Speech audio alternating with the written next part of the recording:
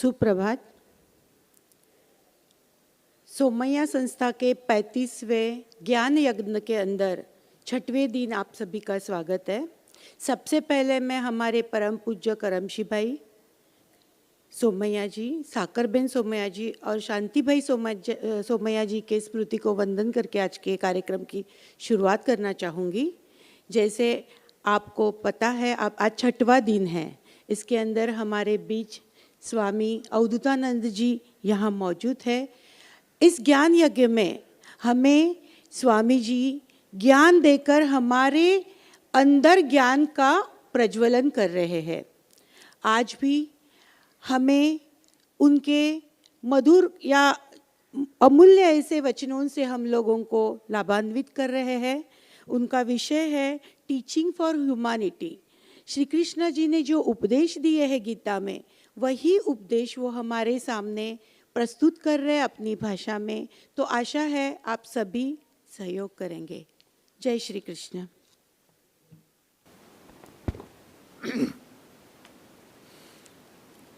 गुरुर्ब्रह्मा गुरुर्विष्णुः गुरुर्देवो महेश्वरः गुरु साक्षात् परं ब्रह्म तस्मै श्री गुरवे नमः। तस्मै श्री गुरवे नमः। सदाशिवसमारम्भां शङ्कराचार्यमध्यमाम् अस्मदाचार्यपर्यन्तां वन्दे गुरुपरम्पराम्।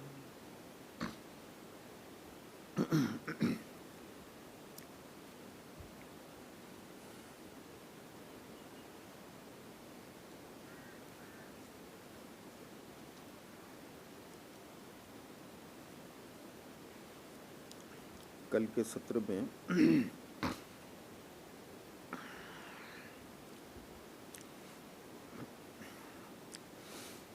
हमने इन श्लोकों पर विचार किया। अंतवंत इमे देहाः नित्यस्योक्ता शरीरिणः अनाशिनः अप्रमेयस्य तस्माद्युध्यस्व भारत। ये शरीर जो है ये तो अनित्य है। अंतवंत इमे देहा, शरीर तो अनित्य है। ये काल में उत्पन्न हुआ है, काल में तो ये नष्ट होगा। अनित्य है। नित्यस्य उक्ता शरीरिणः, जो शरीरी है, जो जीव है, ये तो नित्य है। अनाशिनः, ये जो परम सत्य है, अपना आत्मस्वरूप है, इसका कभी कोई नाश नहीं होता। अप्रमेयस्य, अप्रमेयस्य मतलब इसको इस संसार में जानने की क्रिया है। हम आँखों से देखते हैं, जानते हैं, कान से सुनते हैं, नाक से सूंघते हैं, जीवा से स्वाद लेते हैं, त्वचा से स्पर्श करके हम जानते हैं, बुद्धि से हम विचार करके जानते हैं। लेकिन इसको जो है आत्म तत्व को अप्रमेय से कहा गया है। अप्रमेय से क्या है? जिसका कोई आकार नहीं है, जिसका कोई रूप नहीं है, जिसका कोई गुण नहीं है, जिसका कोई रंग नहीं है, उसको शब्दं में तो उसका वर्णन नहीं हो सकता और बुद्धि से भी जाना नहीं जा सकता। इसके लिए अप्रमेय से कहा गया है। तस्मात् युध्यस्य भारत, इसलिए हे अर्जुन, इसलिए तुम युद्ध करो, क्योंकि शरीर तो अंत होना है इसका, उससे कोई शोक करने की ज़रूरत नहीं है। लेकिन जो शरीरिणी है, इसमें जो वास कर रहा है, वो तो नित्य है। ये बात बताने के बाद हमने 20वें श्लोक में भगवान श्री कृष्ण ने कहा, न जायते म्रियते वा कदाचित नायम भूत्वा भविता वा न भूयः अजो नित्यम शाश्वतोयम पुराणः न हन्यते हन्यमाने शरीरे। तो न जायते म्रियते वा कदाचित, ये कभी भी इसका जन्म नहीं होता, इसकी मृत्यु नहीं होती। न जायते म्रियते वा कदाचित। कदाचित इस शब्द से जो है हम ये समझ सकते हैं कि ये काल की दाल जो है आत्मा में नहीं गलती, ये काल के परे है। तो जो काल में उत्पन्न होता है वो काल में नष्ट हो जाता है, और हमारा स्वरूप, हमारा आत्म तत्व जो है, हमारा साक्षात स्वरूप, ये काल के परे है। पहले भी भगवान ने बताया था, ऐसा कोई काल नहीं था जब हम नहीं थे, ऐसा कोई काल नहीं रहेगा जब हम नहीं रहेंगे। तो ये हम काल के परे है। काल भी जो है बुद्धि में उत्पन्न होता है। अगर बुद्धि का लय हो गया तो काल का पता नहीं चलता। अभी देखिए, जागृत अवस्था में बुद्धि काम कर रही है, मन बुद्धि। स्वप्न में जाते हैं तो स्वप्न जगत पूरा जो है ये मन का प्रोजेक्शन होता है, विक्षेप होता है। और जब हम सुषुप्ति अवस्था में जाते, गहरी नींद में जाते हैं, तब देश काल का कोई भान नहीं रहता, क्योंकि बुद्धि नहीं है, लेकिन हम उपस्थित है उसमें भी। स्थूल शरीर का अनुभव नहीं होता, सूक्ष्म शरीर यानी मन बुद्धि का भी अनुभव नहीं होता। और उठने के बाद में फिर कहते हैं कि कितने बजे, 6 घंटे हो गए, हमको लगा हम 15-20 मिनट ही सोए हैं। काल का बोध नहीं होता, क्योंकि बुद्धि का थोड़ा सा टेम्पररी लय हो गया है, इसके लिए काल का बोध नहीं हो रहा है। वहाँ पर जगह का बोध भी नहीं होता, देश और काल का बोध नहीं होता। तो काल तो बुद्धि में उत्पन्न होता है, बुद्धि के पहले काल नहीं है। काल का ऐसा है, समय का ऐसा है, हमारे विज्ञान कहते हैं 2 घटनाओं के बीच का अंतर को काल कहते हैं, और हमारे शास्त्र कहते हैं, वेदांत शास्त्र कहते हैं 2 वृत्तियों के बीच का अंतर को काल कहते हैं। यदि कोई वृत्ति नहीं उठी है तो काल अभी उत्पन्न नहीं हुआ, पहली वृत्ति उठी है तब भी काल उत्पन्न नहीं हुआ। जब दूसरी वृत्ति उठ जाती है तो पहले और दूसरी वृत्ति के बीच का अंतर को जो है फिर काल कहते हैं। इसके लिए जो सबसे छोटा यूनिट होता है समय का, टाइम का, उसको सेकंड कहते हैं, फर्स्ट नहीं कहते। अच्छा, कितने सेकंड हो गए, कितने फर्स्ट हो गए, ऐसा कोई नहीं कहता। सेकंड सबसे छोटा जो यूनिट है समय का, सेकंड है। मतलब जब तक कि दूसरी घटना नहीं होती, जब तक कि दूसरी वृत्ति नहीं उठती, तब तक काल की गणना नहीं होती। इसके लिए सेकंड कहते हैं। तो ये तो जो है बुद्धि में उत्पन्न होता है। जब बुद्धि का टेम्पररी लय हो गया है तो उसका कोई बोध नहीं रहता, काल का कोई बोध नहीं रहता। और आत्मा तो बुद्धि के परे के तत्व है, और बुद्धि की उत्पत्ति तो अज्ञानता से हुई है। तो इसको तो समझ में नहीं आएगा। न जायते म्रियते वा कदाचित, न कभी जन्म होता है न कभी मृत्यु होती है इस आत्मा का। न अयम भूत्वा भविता वा न भूयः, ये हो कर पैदा नहीं होता, ना फिर हो कर मरता ही है। न अयम भूत्वा भविता वा न भूयः। और फिर अजह, इसका जन्म नहीं होता। अजह नित्य, नित्य जो काल के परे है, काल के सीमा के अंदर नहीं है। भूत वर्तमान भविष्य में है, और ये भूत वर्तमान भविष्य के भी परे जो है वो तत्व अजह, नित्य, शाश्वत। ये क्षणिक भंगुर नहीं है, टेम्पररी नहीं है, मोमेंटरी नहीं है, फ्लीटिंग नहीं है, ये परमानेंट है, शाश्वत। और फिर पुराण, पुराण पुरातन, ये जो तत्व है ये वो तत्व है जो ये स्थूल शरीर जो जड़ है उसको चेतनवत करता है। ये वो तत्व है जो ये 4 अवस्थाएं है, जागृत, स्वप्न, सुषुप्ति और तुरीय, इनको जो है इनको प्रकाशित करता है, इनके अनुभवों को प्रकाशित करता है। तो इस प्रकार न हन्यते हन्यमाने शरीरे, न हन्यते हन्यमाने शरीरे, मतलब शरीर के मरने के बाद में या शरीर को मारने के बाद में इसकी कोई मृत्यु नहीं होती। न हन्यते हन्यमाने शरीरे। ये बात बताने के बाद फिर भगवान ने ये भी कहा और ऊपर से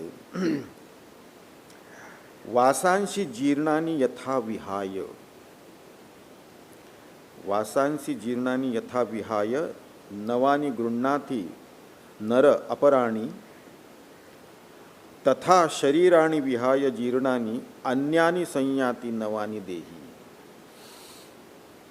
जैसे वस्त्र पुराने हो जाते, फट जाते, उसको फेंक देते, नया वस्त्र पहन लेते हैं, इसी तरह भगवान बताते हैं कि शरीर भी जो है जीर्ण हो जाता है। जीर्ण का अर्थ हमने कल भी बताया था, जीर्ण का अर्थ बूढ़ा होना नहीं है, बूढ़ा नहीं है। जीर्ण किसको कहते हैं? जब प्रारब्ध कर्म क्षीण हो जाता है, वासना क्षीण हो जाती है, उसको जीर्ण कहते हैं। नहीं तो कहेंगे अच्छा वृद्ध होने के बाद होता है तो जवानी में भी तो लोग मरते हैं, वो क्या है? तो यहाँ जीर्ण का अर्थ जो है क्षीण होना, प्रारब्ध कर्म का क्षीण होना। किसी के 5 साल की आयु में ही प्रारब्ध कर्म क्षीण हो जाते हैं, उस शरीर में उतना ही भोग था, वो भोग समाप्त होते ही जो है शरीर शांत हो जाता है। किसी के 20 साल के आयु में सारे भोग समाप्त हो गए, प्रारब्ध कर्म के भोग समाप्त हो गए, शरीर शांत हो गया। तो ये जीर्ण कब होता है? प्रारब्ध कर्म जब क्षीण हो जाता है, वासनाएं क्षीण हो जाती है, तब ये जीर्ण हो गया। तब कोई ना कोई निमित्त बनता है शरीर को शांत करने का, कोई बीमारी है, कोई एक्सीडेंट है, कुछ वगैरह वगैरह। तो वासांसी जीर्णानि यथा विहाय नवानि गृह्णाति नरोपराणि तथा शरीराणि विहाय जीर्णानि।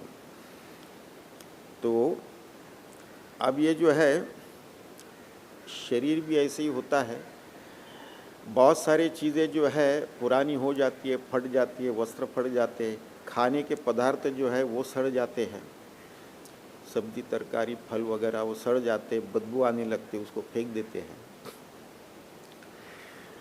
और शरीर तो पूरा जो है अन्न ही अन्न है, अन्नमय है। ये भी जो है ये भी हो जाता है, क्षीण हो जाता है, फिर इसको भी जो है छोड़ना पड़ता है। तो ये छूटने पर जो है दूसरा शरीर मिल जाता है।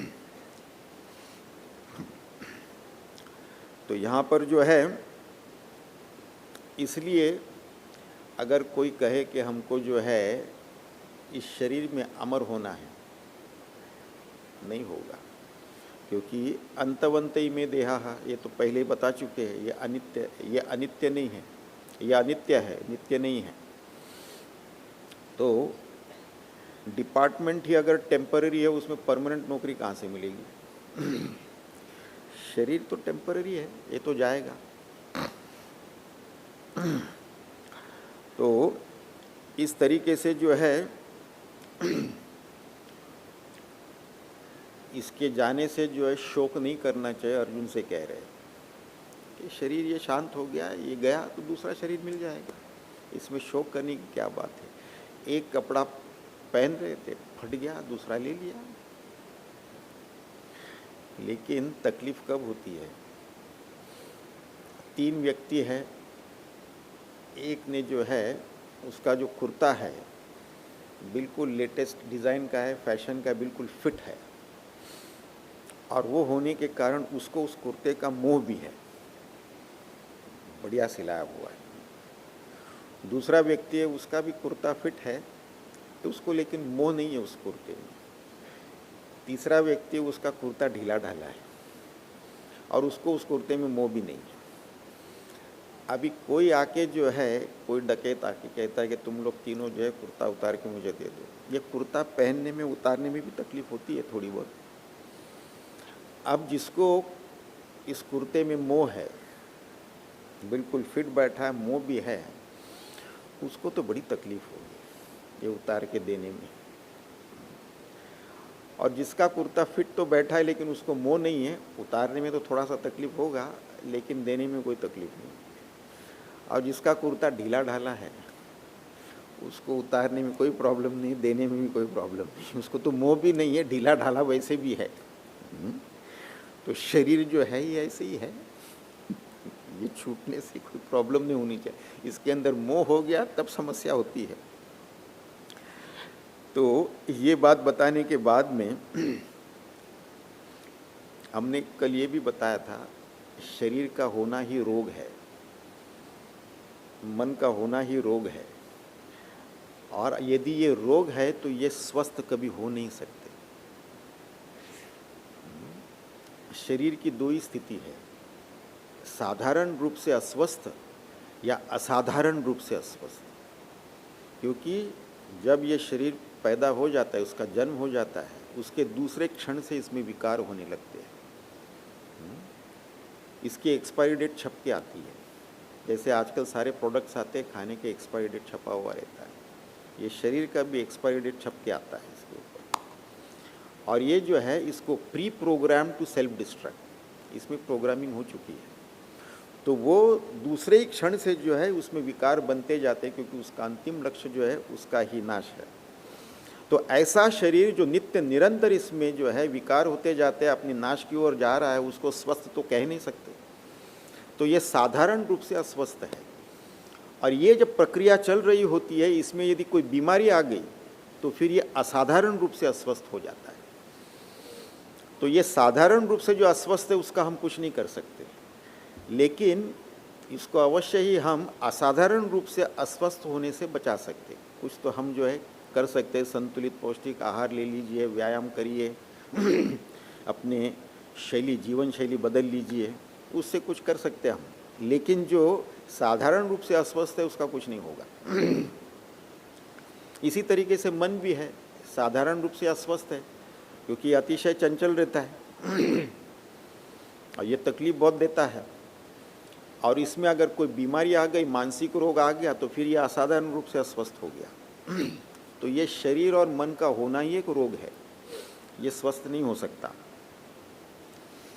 तो अगर ये नहीं रहता है तो अच्छा ही है, गुड रिडन्स टू बैड रबिश। ये कहने के बाद में कल के सत्र में हमने इस श्लोक पर विचार प्रारंभ किया था। ये 23वां श्लोक, ये बहुत महत्व का है। नैनम छिन्दन्ति शस्त्राणि नैनम दहति पावकः न चैनम क्लेदयन्त्यापः न शोषयति मारुतः।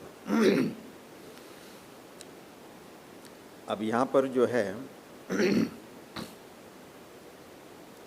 जो परम तत्व है, असीमित तत्व है, अपरिच्छिन्न है, इनफाइनाइट, अनलिमिटेड, जिसका कोई रूप रंग नहीं है, आकार नहीं है, गुण नहीं है, इसके बारे में बताना बड़ा कठिन होता है, इतना आसान नहीं है। ये शब्दों में इसका वर्णन नहीं किया जा सकता। एक दो उदाहरण लेते हैं। जो शिष्यगण होते हैं अपने गुरुजी के पास बैठते हैं, इनका प्रश्न रहता है, अच्छा वो परम सत्य क्या है जरा बताइए। और गुरुजी हमेशा खामोश रहते हैं, बोलते नहीं, मौन में रहते हैं। तो शिष्य थोड़ी ना छोड़ेंगे, वो तो पूछते ही रहेंगे, जरा बताइए तो परम सत्य क्या है। एक दिन गुरुजी ने मुंह खोला तो शिष्यों को लगा आज उत्तर मिल जाएगा। तो गुरुजी ने उत्तर तो दिया नहीं, प्रति प्रश्न किया, आप लोगों ने गुलाब के फूल को देखा है क्या? सभी ने कहा हमने देखा है। अच्छा, गुलाब के फूल का आप वर्णन कर सकते हो क्या? हाँ बिल्कुल कर सकते हैं। अच्छा, आपने गुलाब के फूल को सूंघा है क्या? हाँ सूंघा है। अच्छा, तो फिर जो है गुलाब के सुगंध का वर्णन करिए। तो सब जो है मौन में चले गए। गुलाब के सुगंध का शब्दों में क्या वर्णन करेंगे हम? बड़ा सुगंधित होता है। कैसे होता है? चंपा की तरह, चमेली की तरह, मोगरे की तरह? कैसे? नहीं नहीं नहीं, वैसे नहीं, ये बिल्कुल अलग ही है, अलग प्रकार का सुगंध। कैसे है? शब्दों में वर्णन करिए। किसी व्यक्ति ने जो है अपने जीवन में मीठा स्वाद कभी चखा नहीं, तीखा, खट्टा, खारा, कड़वा सब चखा है, उसको मिठास क्या है शब्दों में वर्णन करना है, हो सकता है क्या? तो वो मिठास जो है वो बहुत ही बढ़िया रहता है। उसका स्वाद कैसे रहता है?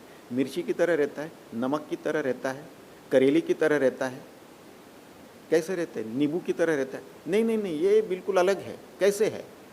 शब्दों में क्या वर्णन करेंगे? मिठास का क्या वर्णन करेंगे शब्दों में?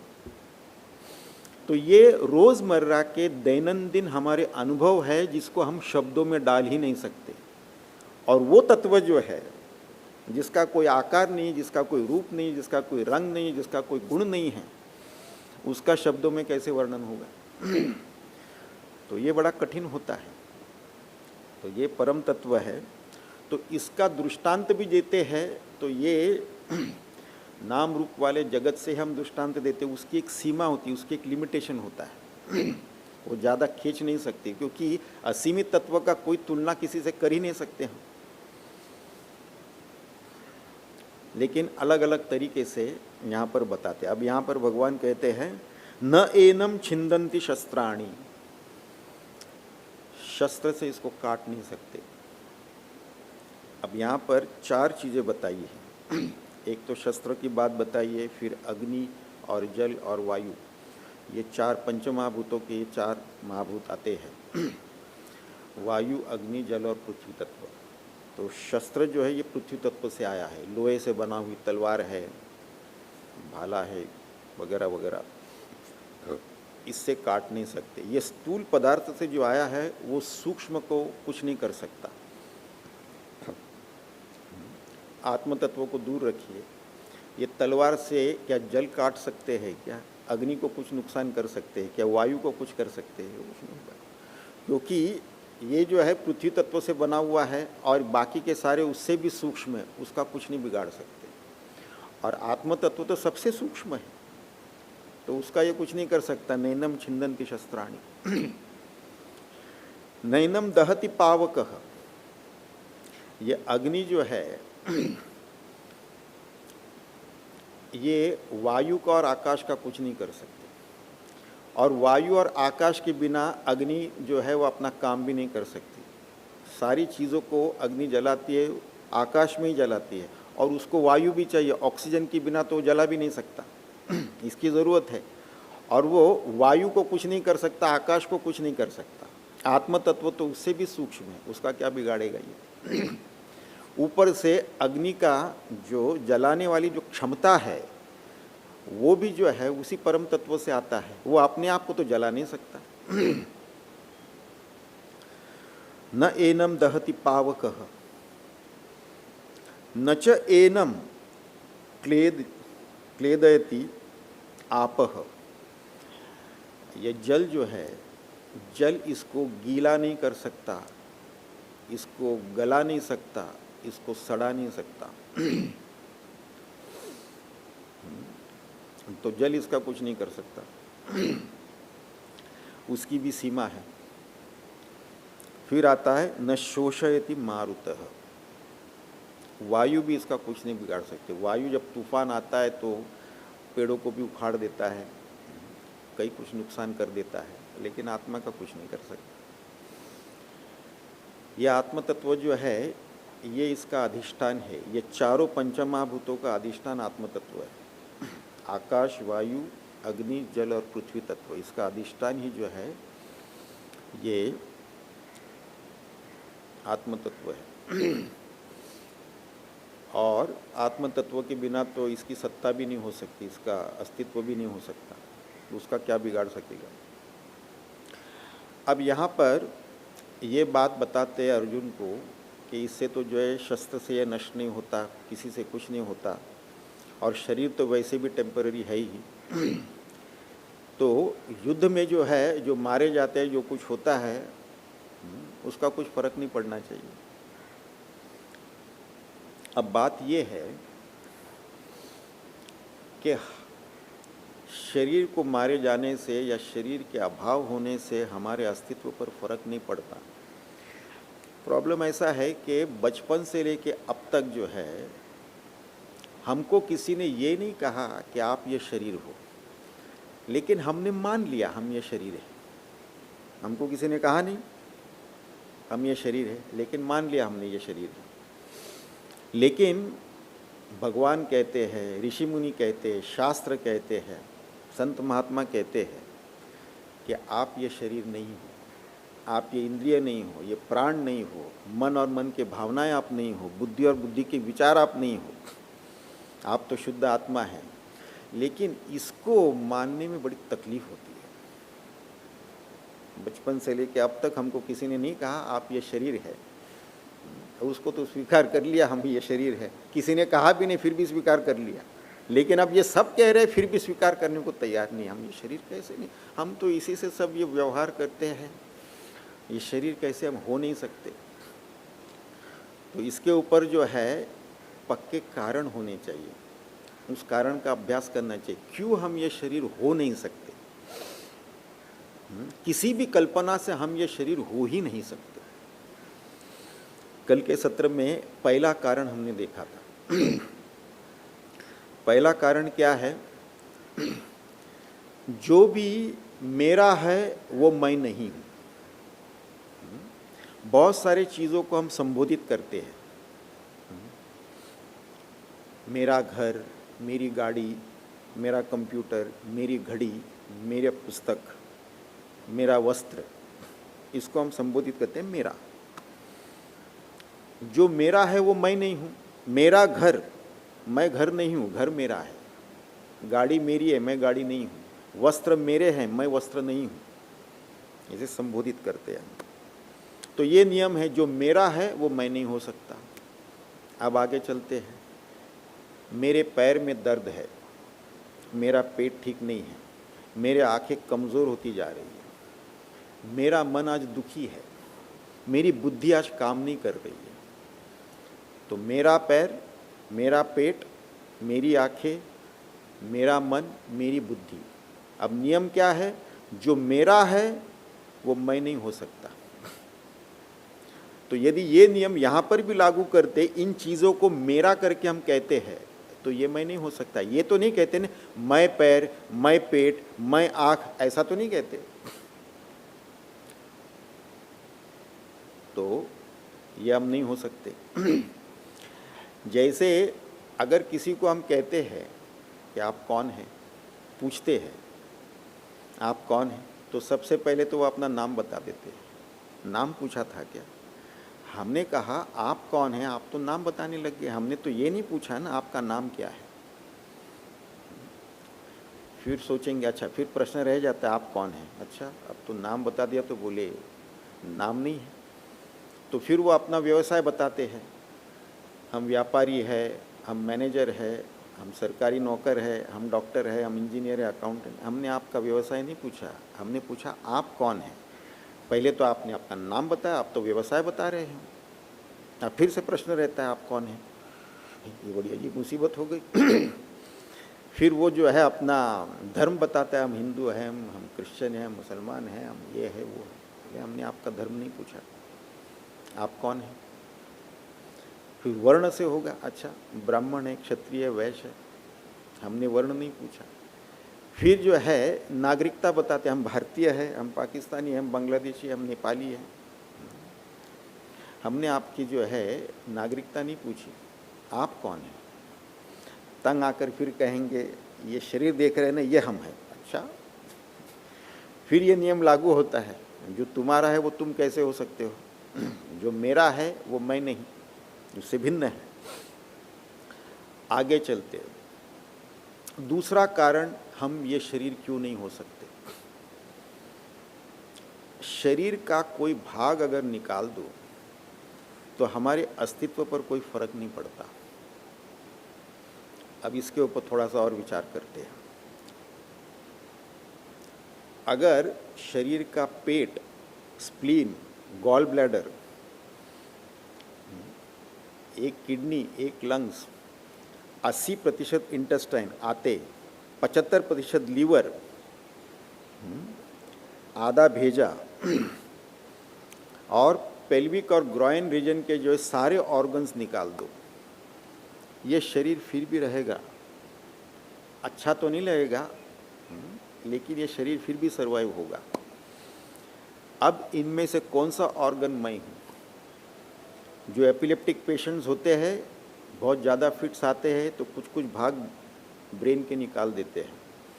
एक एपिलेप्टिक पेशेंट जो फ्रांस में थी, उसको तो बहुत ज़्यादा फिट्स आते थे, आधा लोब जो है बाई तरफ का निकाल दिया था, आधा ही था। डॉक्टरों को लगा अभी दाहिनी तरफ का जो है कंट्रोल पूरा जाएगा, लेकिन 3 महीने के अंदर जो बचा हुआ था उसने दोनों तरफ का कंट्रोल ले लिया। तो मैं कौन सा भाग हूँ इसका? किसका हृदय कमज़ोर हो जाता है, दूसरे किसी का हृदय डाल देते हैं, स्पेयर पार्ट बदली कर देते हैं। मैं हार्ट हूँ, मैं किडनी हूँ, किडनी खराब हो जाए तो दूसरे किसी की किडनी डाल देते हैं। खून सारा खराब हो गया, सारा खून निकाल दिया, दूसरे किसी का डाल दिया खून उसके अंदर। तो इस शरीर का कौन सा भाग मैं हूँ? क्योंकि सब बदली हो जाती है, कटे जाते हैं, निकाले जाते हैं। उसके बाद जो है ये शरीर मरता है तो सारे ऑर्गन्स जो है वो एक साथ नहीं मरते, उसकी सबकी एक्सपायरी डेट, उस एक्सपायरी टाइम अलग अलग होता है। इसके लिए शरीर मरने के बाद उसमें से भी कुछ ऑर्गन्स निकाले जाते हैं। जब तक वो जिंदा है दूसरे किसी में डाला जा सकता है। शरीर के मरने के पहले जो खून निकाला हुआ था वो किसी दूसरे के शरीर में काम कर रहा है, जो ऑर्गन्स निकाले थे वो दूसरे किसी के शरीर में काम कर रहा है। इसका तो जो है अंतिम संस्कार कर दिया। ये वाइट ब्लड कॉर्पस्कल्स जो होते हैं ये लैब में जो है ये ग्रो होते हैं शरीर के मरने के बाद भी। तो इसका कौन सा भाग मैं? रोज़ाना जो है हमारे शरीर के अंदर 2.5 करोड़ पेशियां जन्म लेते हैं और उतने ही मरते हैं। ये जीवन मृत्यु का खेल हमारे शरीर के अंदर जन्म से लेकर अभी तक चल ही रहा है। कौन सा शरीर का भाग हम हैं? रोज़ाना जो है हर मिनट 50,000 ये त्वचा की पेशियां जो है मर के गिर जाते हैं शरीर से, हर मिनट। 70% जो घर के अंदर कूड़ा रहता है वो यही है, मरे हुए त्वचा की पेशियां रहती है। हर 27 दिन में पूरी त्वचा बदल जाती है। हर 7 साल में हमारा पूरा शरीर बदल जाता है, हड्डी तक बदल जाती है। केवल जो नहीं बदलता है वो न्यूरॉन्स, तो सेंट्रल नर्वस सिस्टम के जो न्यूरॉन्स होते हैं वो नहीं बदलता, बाकी सारी चीज़ें बदल जाती है। इसका अर्थ ये हो गया जन्म में जो हमको शरीर मिला हुआ था उसका कोई भाग नहीं रहा है, नर्वस सिस्टम के अलावा कुछ नहीं रहा है, हड्डी तक बदल गई है। और फिर ये हम है, बड़ा अजीब है। तो ये दूसरा कारण हो गया हम ये शरीर क्यों नहीं हो सकते। लेकिन हम, ये शरीर तो पूरा बदल गया, लेकिन मैं तो वही हूँ जो बचपन में था, जवानी में था, मिडिल एज में है, बुढ़ापे में है, सब वो तो मैं ही हूँ। शरीर में सब कुछ बदल गया, हड्डी तक बदल गई, लेकिन वो एक तत्व तो मैं हूँ। तो मैं ये शरीर तो हो नहीं सकता। तीसरा कारण लेते ये क्यों नहीं हो सकता हम शरीर। हमारे शरीर के अंदर अरबों खरबों जीवाणु रहते हैं, जर्म्स रहते हैं, ट्रिलियंस एंड ट्रिलियंस। और ये ज़्यादातर जो है ये शरीर के लिए बहुत ज़रूरी होता है। अगर ये ना हो तो तकलीफ़ होती है, जिसको प्रोबायोटिक्स भी कहते हैं। बैक्टीरिया में भी 2 प्रकार के होते हैं ना, प्रोबायोटिक्स होते हैं जो हमारी पाचन क्रिया के लिए बहुत ही महत्व के होते हैं। तो इतने सारे जीव जंतु रहते इस शरीर के अंदर, यहीं पे पैदा हो गए हैं, यहीं पे रहते हैं, ये उसको अपना घर मानते हैं, अपनी संसार, अपनी दुनिया इसको मानते हैं, ये उसका उनका जगत है। ये इतने सारे जो है जीव जंतु इस शरीर के अंदर। हमारे मुंह के अंदर 3 बिलियन विषाणु हैं, ये जीव जंतु है, ये रहते हैं। हमारे दोनों पैरों के अंदर हर एक पैर में 1 ट्रिलियन जीव जंतु है। हमारे आंतों में जो पाचन क्रिया की है, डाइजेस्टिव ट्रैक्ट जो है, उसके अंदर 100 ट्रिलियन जीव जंतु है। मतलब मानवीय पेशियों से भी ज़्यादा तो जीव जंतु इस शरीर के अंदर। प्रोफेसर रूथ ली जो department of microbiome Max Planck institute Germany की, कहती है कि आप तो जो है ये आपके अलावा और बहुत कुछ है ये शरीर, आप कम हैं और दूसरे ज़्यादा है इस शरीर के अंदर। मानव कम है और जीव जंतु ज़्यादा है। इसी प्रकार जो है रॉब की करके जो प्रोफेसर है कैलिफोर्निया यूनिवर्सिटी के सैन डिएगो, वो भी कहते हैं ये जो है माइक्रोब ज़्यादा है, मानव कम है। ये शरीर इतने सारे जो है पेशियाँ है, ये इनका जो है, और ये 10,000 से भी ज़्यादा अलग अलग स्पीशीज़, अलग अलग प्रकार के जीव जंतु हैं शरीर के अंदर और शरीर के ऊपर। हमारे शरीर के ऊपर, एक व्यक्ति के शरीर के ऊपर इतने जीव जंतु हैं जितने लोग नहीं होंगे पूरी पृथ्वी पर, उतने जीव जंतु तो हमारे शरीर पर है। लेकिन ये हार्मलेस है, इससे नुकसान नहीं होता हमारा। तो इतने सारे हैं, अंदर बाहर सब तरफ है। और ये जो जीव जंतु है ये यहीं पे पैदा हो गए, यहीं पे रह रहे, यहीं पे मरेंगे, उसी शरीर में मरेंगे। उनके लिए ये उनका घर है, उनका संसार है, उनकी दुनिया है, उनका जगत है। तो इतने सारे हैं, उसके क्लेमेंट, उसको तो हम फिर अपना कहते हैं, उसको मैं कहना तो दूर की बात है, अपना ही कहना ठीक नहीं, इतने सारे क्लेमेंट है उसके ऊपर। तो ये शरीर तो हम हो नहीं सकते। फिर चौथा कारण क्यों हम ये शरीर हो नहीं सकते, माता पिता में जो बीज उत्पन्न हो गए, जो अन्न उन्होंने खाया है उससे ये बीज तैयार हुआ है। और फिर जो है माता जी के गर्भ में जब ये फर्टिलाइज होता है और उसमें जब शिशु बढ़ने लगता है गर्भ में, तब जो माता जी ने खाया हुआ है उसी पर जो है वो शिशु गर्भ में रहता है, उसी के ऊपर। और जन्म होने के बाद में जो माताजी ने खाए हुए अन्न से जो दूध निकलता है उसी पर वो शिशु रहता है। जब दांत निकल के आते हैं फिर खाना शुरू कर देता है। तो शुरू से आखिर तक अन्न ही अन्न है, ये अन्न से बना हुआ है। इसके लिए शरीर को हमारे शास्त्र में अन्नमय कोश कहते हैं। पूरा अन्न ही अन्न है, बीज से लेके शरीर तक। और फिर जो है जन्म के बाद में भी अन्न पर ही ये रहता है। और ये शरीर अन्न है, अन्नमय है। ये शरीर को और कोई प्राणी देखता है तो इसको अन्न ही समझता है। मच्छर जब इस शरीर को देखता है, हमारा अन्न सामने आ गया है, एक दो बूंद ले लेते इसमें से, इसको अन्न ही समझता है। शेर सामने से देखेगा, अच्छा हमारा खाना आ रहा है सामने से, तो ये अन्नमय है, ये दूसरे के लिए भी अन्न हो जाता है। लेकिन ये पूरा अन्न से बना हुआ है। जब 56 भोग हमारे सामने परोस के रखा हुआ हो, उस 56 भोग में आत्मभाव नहीं रहता, अहम भाव नहीं रहता, मैं ये अन्न हूँ, ये भाव नहीं रहता। तो ये अन्न के ऊपर क्यों ये अहम भाव है? ये भी वही है 100%, इसमें कोई कम ज़्यादा नहीं है। लेकिन इसमें हम अहम भाव करते हैं, ये तो मैं हूँ और ये तो अन्न है, इसमें उसमें कोई फर्क नहीं, ये भी 100% अन्न ही है। तो इसलिए जो है हम ये शरीर हो नहीं सकते। आगे चलते हैं, 5वां कारण लेते हैं। शरीर तो जड़ है, हम चेतन हैं। हम ही इसको चेतनवत करते हैं। जैसे कि बिजली के बिना बिजली के उपकरण चल नहीं सकते। बिजली की सप्लाई बंद कर दो, उपकरण बंद पड़ जाएगा। बिजली के उपकरण को अलग कर दो बिजली से, वो काम नहीं करेगा। तो हम ही जो है इस शरीर में जो है इसको चेतनवत करते हैं। और फिर जो है इससे काम होता है। अगर ये हाथ काट के अलग कर दो, ये काम नहीं करेगा, क्योंकि इसका कनेक्शन गया, चैतन्य से उसका कनेक्शन कट गया। तो बिना हमारे जो है ये काम नहीं करेगा। तो शरीर तो जड़ है, हम चेतन हैं। हर एक पेशी में हम उसको चेतनवत करते हैं, व्याप है सब में। तो ये जड़ चेतन भेद है। हम तो जो है शुद्ध चैतन्य स्वरूप है, और ये शरीर तो जड़ है, हम ये शरीर हो नहीं सकते। आगे चलते हैं। दृष्टा दृश्य भेद, दृष्टा दृश्य भेद। दृष्टा देखने वाला, दृश्य जो देखने की चीज़ है। तो शरीर तो हमको दिख रहा है, हम देख रहे हैं शरीर को। और दृष्टा जो है वो नज़र नहीं आ रहा। यद दृश्यम तद जड़म, जो हम देख रहे हैं वो सारी चीज़ें जड़ है। और दृष्टा जो देखने वाला है वो चैतन्यवत है, वो नज़र नहीं आ रहा है। आँखों से हम देख नहीं सकते। आँखों से आईने में हम केवल शरीर देख सकते हैं।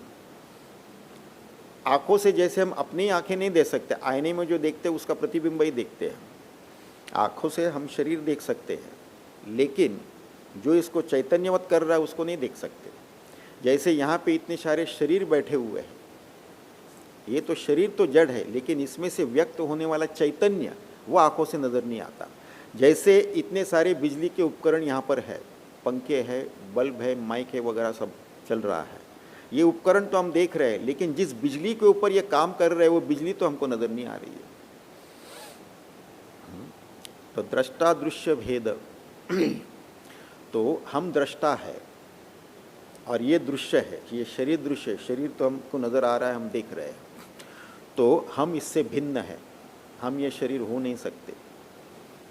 आगे चलते हैं, ये शरीर के अंदर स्वगत भेद है। स्वगत भेद मतलब अंदर अनेक जो है ऑर्गन्स है। हृदय जो है वो किडनी नहीं है, किडनी लीवर नहीं है, ये सब अलग अलग ऑर्गन्स है, अलग अलग उसका रंग रूप है, उसके जो है फंक्शन भी अलग है, ये अलग अलग काम करता है। लेकिन ये शरीर के हर पेशी में संचार करता है शुद्ध चैतन्य। अभी एक छोटा सा पिन दाहिने पैर के दाहिने उंगली पर लगा दो तो तुरंत हमको पता चलता है, लेकिन हमारे लीवर को पता नहीं चलेगा, किडनी को पता नहीं चलेगा वहाँ पे क्या हुआ, हमको पता है क्योंकि ये चैतन्य, ये कॉन्शियसनेस है, हर पेशी में ये संचार किया हुआ है। तो हम सब पेशी में हैं, लेकिन ये ऑर्गन्स अलग अलग है और इसका मरने का टाइम भी अलग अलग है। तो ये स्वगत भेद है शरीर के अंदर, मुझ में वो स्वगत भेद नहीं है। आठवां कारण लेते हैं, जिसमें ये स्वगत भेद होता है, जिसमें यह स्वगत भेद होता है वो विकारी होता है। इसमें नित्य निरंतर जो है विकार होते रहते, परिवर्तन होते रहते हैं। और उस परिवर्तन को मैं भी जानता हूँ, सब विकार होते रहते, लेकिन मुझ में कोई परिवर्तन नहीं होता। मॉडिफाई होते रहते हैं। पहले बाल काले थे, अब सफ़ेद हो गए। शरीर के बाहर भी, शरीर के भीतर भी। पहले आंखें मजबूत थी, अब कमज़ोर पड़ गए, चश्मा लगाना पड़ रहा है।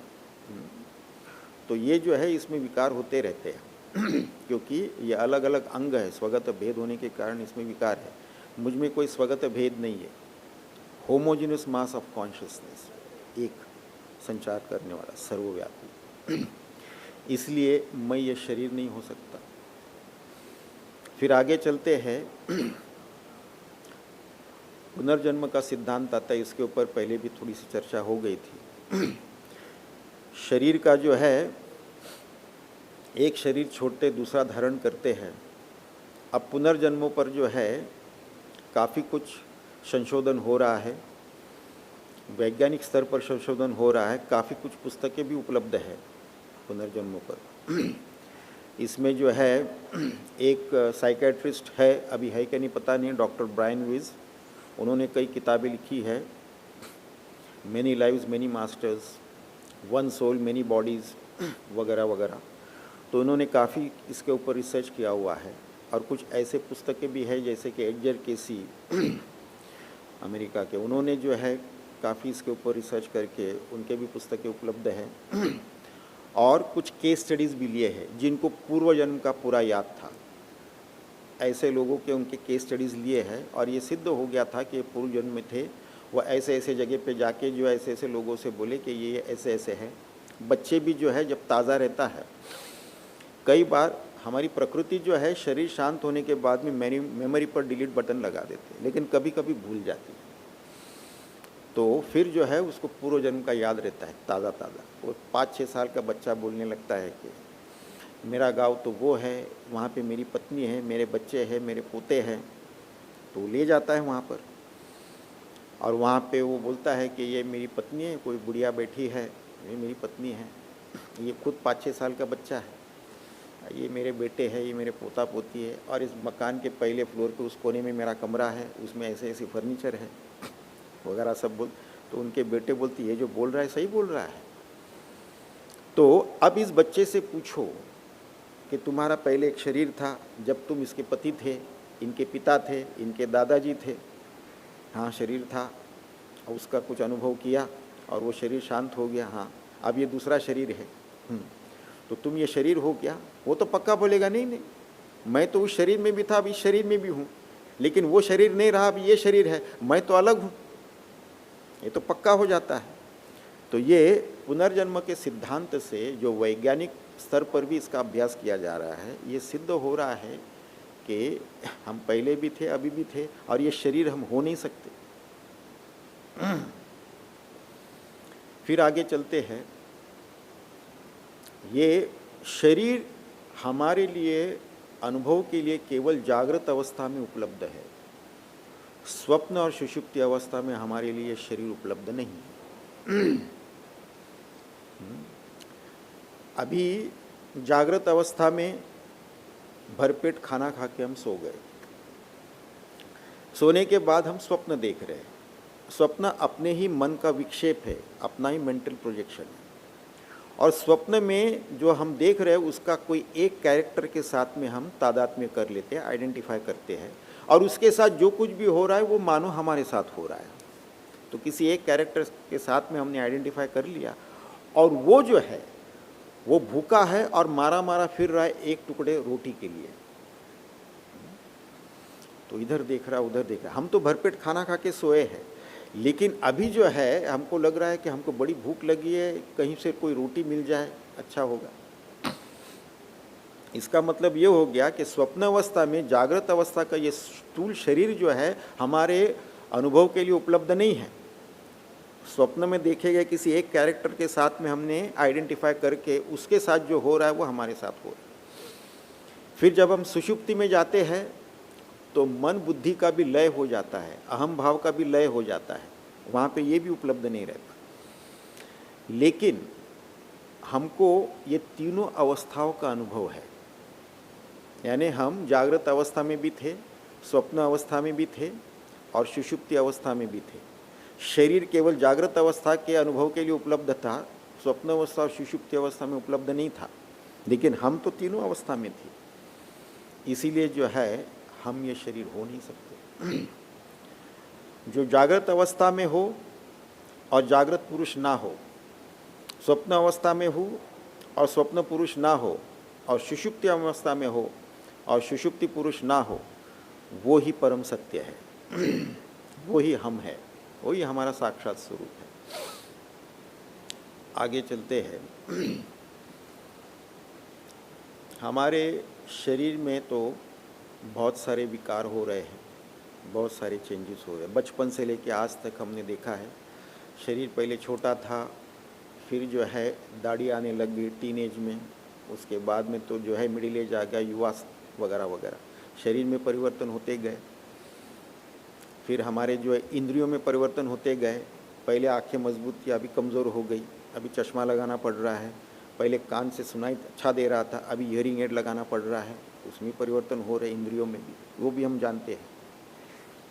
हमारे प्राणों में परिवर्तन हो गया, पहले तो स्टेमिना अच्छा था, उछल कूद करते थे, अभी थोड़ा सा ऊपर नीचे चढ़ने में सांसें फूलने लगती है, तो प्राणों में भी परिवर्तन हो गया, ये भी हम जानते हैं।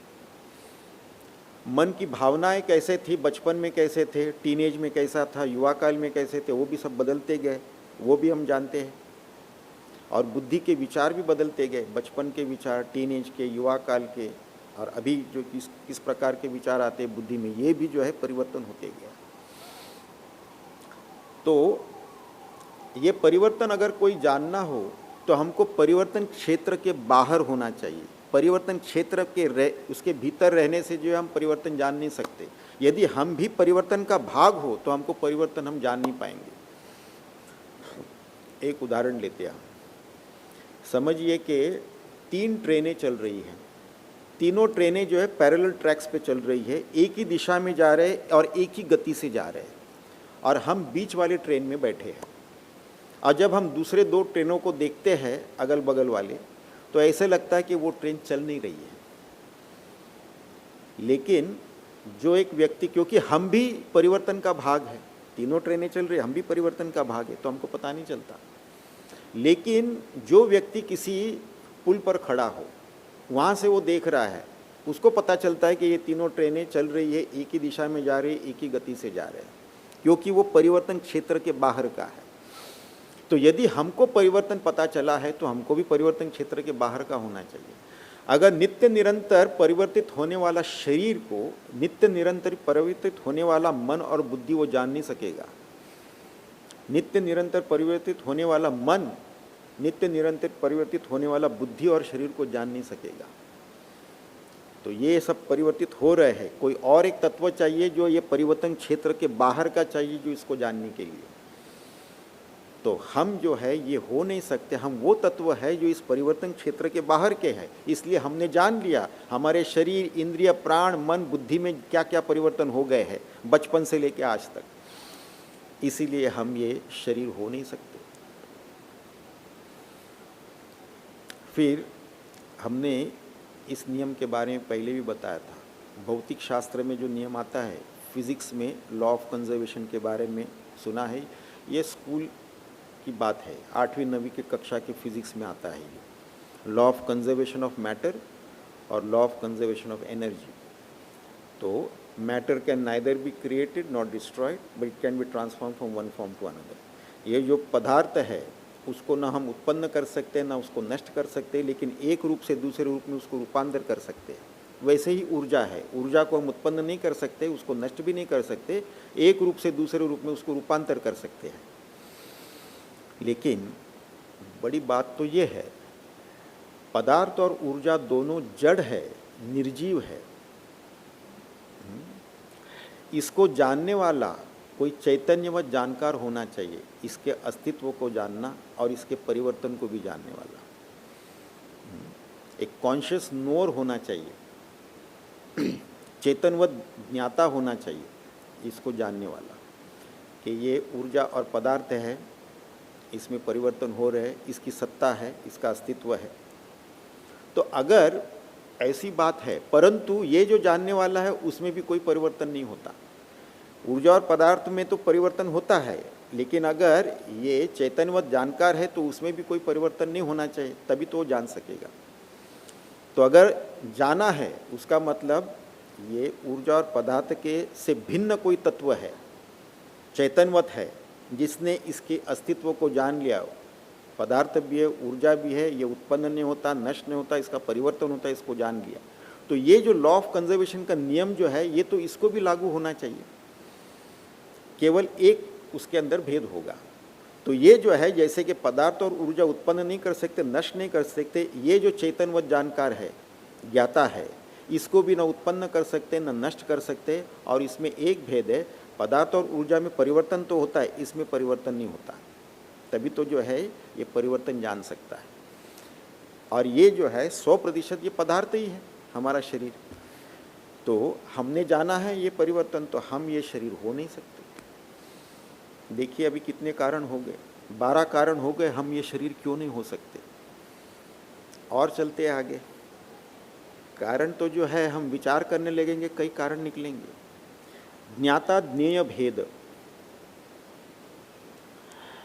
जो जानने वाला है और जानने की वस्तु है, दोनों में भेद है।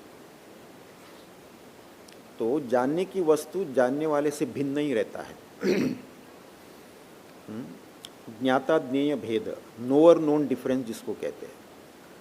और ये जो है वस्तु तो हम जान सकते हैं, लेकिन जो नोअर है उसको हम जान नहीं सकते। नोअर नोन डिफरेंस है। हमने जाना है किसी को तो हम जानते हैं, हम इस शरीर को जाना है तो हम जानने वाले हैं, ज्ञाता है, नोअर है।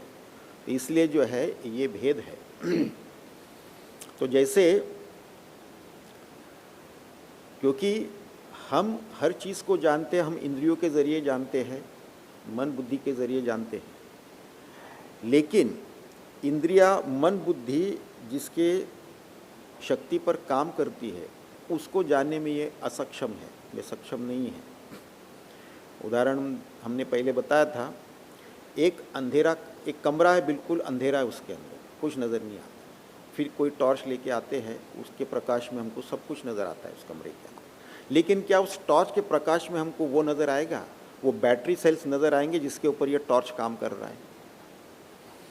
तो ये बुद्धि जिस चैतन्य के आधार पर काम कर रहा है, ये बुद्धि को तो जो है वो चैतन्य वो जान नहीं सकता। बुद्धि की अपनी एक सीमा है।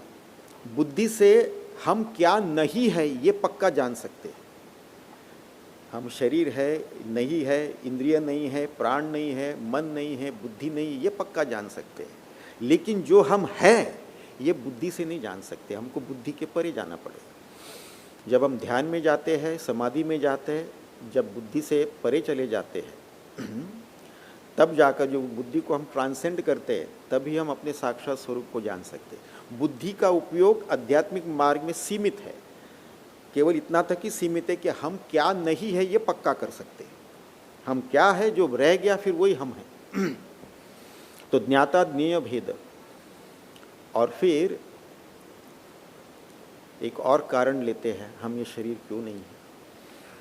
फिर ये हम प्लेटफॉर्म आपको दे रहे हैं, कुछ कारण हम बता रहे हैं, बाद में आप भी विचार करिए, आप भी कुछ कारण पता कर सकते हैं कि हम शरीर क्यों नहीं हो सकते। जिसका अधिष्ठान और प्रकाशक दोनों एक हो वो चीज़ मिथ्या है, वो इल्यूजन है, मिथ्या है, उसमें सत्यता नहीं है। एक उदाहरण हम लेते हैं। स्वप्न हम देखते हैं, स्वप्न का अधिष्ठान क्या है, वही चैतन्य है। स्वप्न का प्रकाशक क्या है, वही चैतन्य है। देखिए, एक अमावस की रात में दरवाजे खिड़की बंद है, लाइट ऑफ है, चादर ओढ़ रखा है, आंखें बंद है, हम सो रहे हैं और फिर हम सपना देख रहे हैं। सपना कौन सा देख रहे हैं? हम तो जो है सुबह सवेरे सूरज उग रहा है, नदी किनारे है, पहाड़ है, चिड़िया है, ये है वो है। तो अंधेरे कमरे में अमावस की रात में आंखें बंद करके सोए हुए हैं और ये अच्छा दृश्य हम देख रहे हैं। ये किसकी प्रकाश में हम देख रहे हैं? चैतन्य की प्रकाश में। तो स्वप्न का अधिष्ठान भी वो शुद्ध चैतन्य है, प्योर कॉन्शियसनेस है, उसका प्रकाशक भी वही है। तो जिसका अधिष्ठान और प्रकाशक एक हो वो जो होता है वो मिथ्या है, इल्यूजन है। स्वप्न भी तो इल्यूजन ही है, उसमें सत्यता तो कुछ है नहीं। तो इस शरीर का भी अधिष्ठान और प्रकाशक वही शुद्ध चैतन्य है, ना केवल इस शरीर, ये ब्रह्मांड का भी अधिष्ठान और प्रकाशक वही शुद्ध चैतन्य है। इसके लिए इसमें केवल व्यावहारिक सत्य है, पारमार्थिक सत्य नहीं है ये जब तक कि वो नज़र आता है, जैसे कि मरुभूमि में मृगजल नज़र आता है, दोपहर के तपती धूप में जो है उसके ऊपर मृगजल नज़र आता है और चर्म चक्षु से हमको नज़र आता है, ज्ञान चक्षु कहता है ये मृगजल है, वास्तविक वहाँ पे पानी नहीं है। तो जब तक कि ये है उसका असर निकल गया तो फिर ख़त्म होगी बात। लेकिन मृगजल नज़र आने के लिए तपती रेत का अधिष्ठान होना ज़रूरी है। मिथ्या को नज़र आने के लिए उसके अधिष्ठान में सत्य होना चाहिए। बिना सत्य के अधिष्ठान के मिथ्या भी नज़र नहीं आती। सर्प का भ्रम होना हो तो उसमें जो है रस्सी का अधिष्ठान होना चाहिए, तब अंधेरे में सर्प का भ्रम होता है। अंधेरे में हमने सर्प देखा, किसी ने टॉर्च लेके आके देखा तो वहाँ पे सर्प ने रस्सी पड़ी हुई है, तो रस्सी का अधिष्ठान था तभी तो सर्प का भ्रम हुआ। अगर रस्सी का अधिष्ठान नहीं होता तो सर्प का भ्रम भी नहीं होता। तो ये मिथ्या अगर हमको देखना है तो उसके लिए जो है अधिष्ठान में तो सत्य है। आदि शंकराचार्य जी कहते हैं कि ब्रह्म सत्यम जगत मिथ्या सर्व खलुविदम ब्रह्म। लेकिन कुछ लोग जो है केवल पहला भाग याद रखते हैं, ब्रह्म सत्यम जगत मिथ्या, लेकिन उसके आगे ये भी कहते हैं कि सर्व खलुविदम ब्रह्म, ये सब कुछ ब्रह्म ही है। जो ऊपर ऊपर नज़र आता है, जब हम सर्प को का भ्रम होता है हमको रस्सी पर, तब भी जो है 100% वो रस्सी, वो सर्प जो है वो रस्सी ही है। ऐसा नहीं है कि अच्छा हमको थोड़ा सा रस्सी नज़र आ गया, मतलब 10% तो रस्सी, बाकी 90% सर्प है, ऐसा नहीं होगा। 1 मिलीमीटर भी रस्सी नज़र आ गया तो 100% वो रस्सी है, फिर तो सर्प नहीं रहा वो। तो अधिष्ठान में यही है, ऊपर से भाषित हो रहा है, तो ये 100% सर्व खलुविदम ब्रह्म।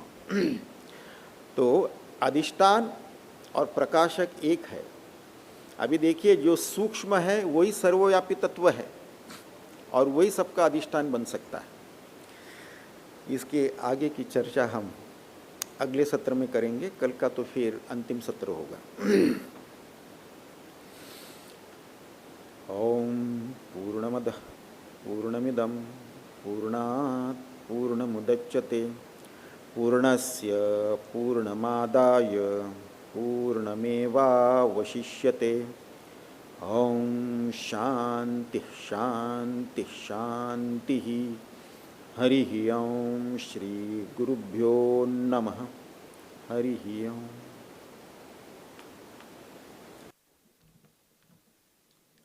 नमस्कार।